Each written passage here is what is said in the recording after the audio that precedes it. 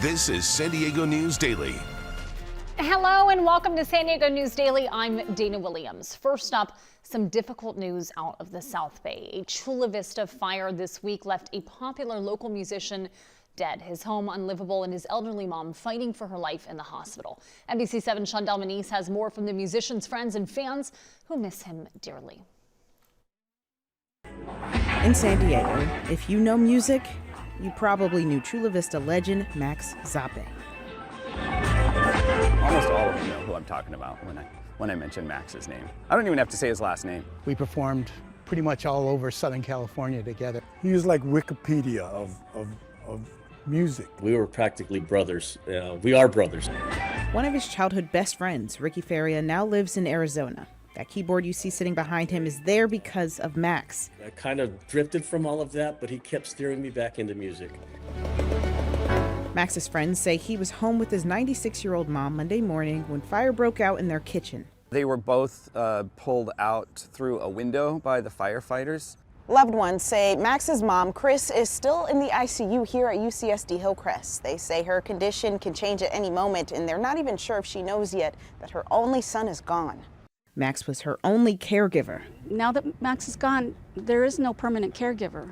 And then with the house having been damaged by fire, who knows what's going to be here. His instruments are still here. His friends are still here.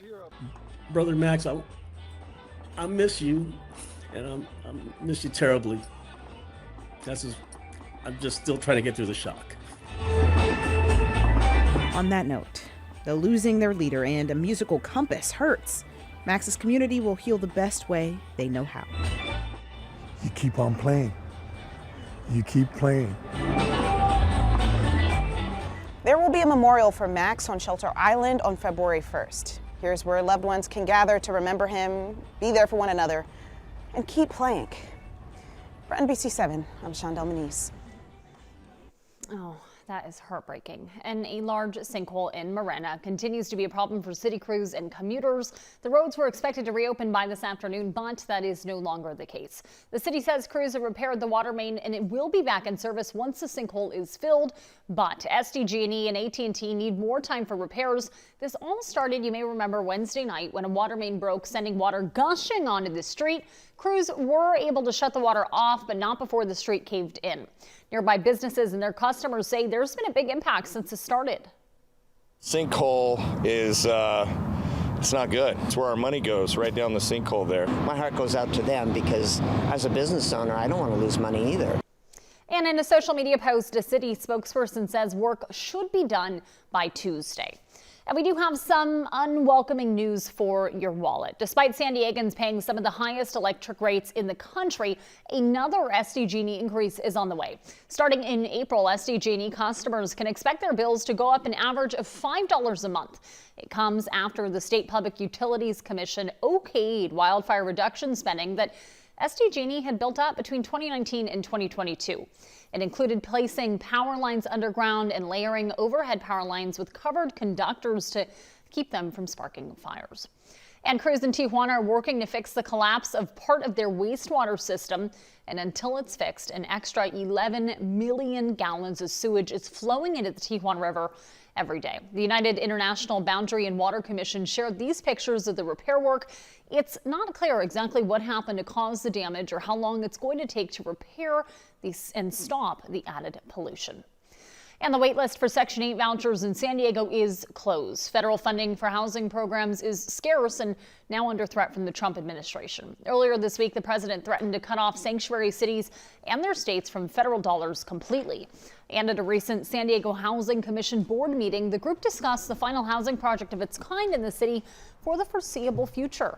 It's called Starling Place in Sierra Mesa, and it will soon be home to 80 people, including 60 who are currently homeless. But the project relies on vouchers and a federal grant, and both have dried up.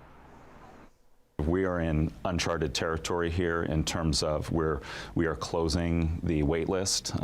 People will not be able to join the Section 8 wait list, and we are telling everybody on the wait list that it is a 15-plus year wait on average. We don't want to give people false hope or imply that there's a resource, that there's a voucher available for them when the truth is there is not. And Ryan Klumpner, the vice chair who you just heard from, says as of now they're only able to help 1 in every 10 people who ask for shelter of some kind. And with no additional money expected to come in anytime soon, he says they need to strategize and try to find alternative funding sources at the local level. All right, our NBC7 meteorologist Brooke Martell will have a look at your weather right after this. You count on deeper investigations. Why didn't you just let her go? I'm trying to keep our family together. You count on getting a response.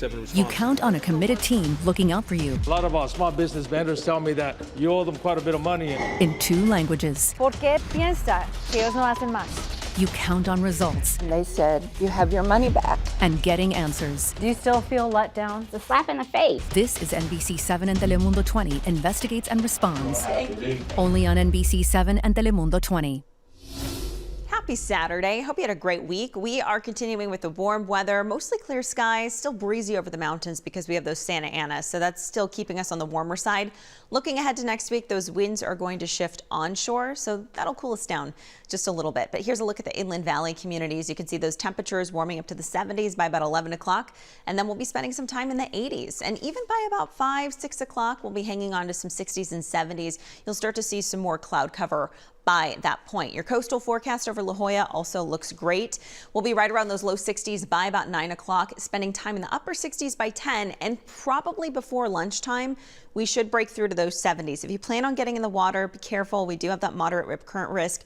Wave heights today from 2 to 4 feet. That water temperature you can see here at the bottom of your screen from the low 60s. So sticking with the coastal forecast here over Oceanside today, low 70s.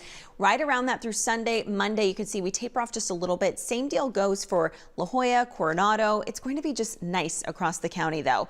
We have those 70s for the coast, a little bit warmer over downtown. We actually could get closer to about 80 degrees today. And we'll have widespread 80s over your inland valleys. For your mountain communities, breezy at times, even gusty. Some of those winds could get up to maybe 30, 40 miles per hour.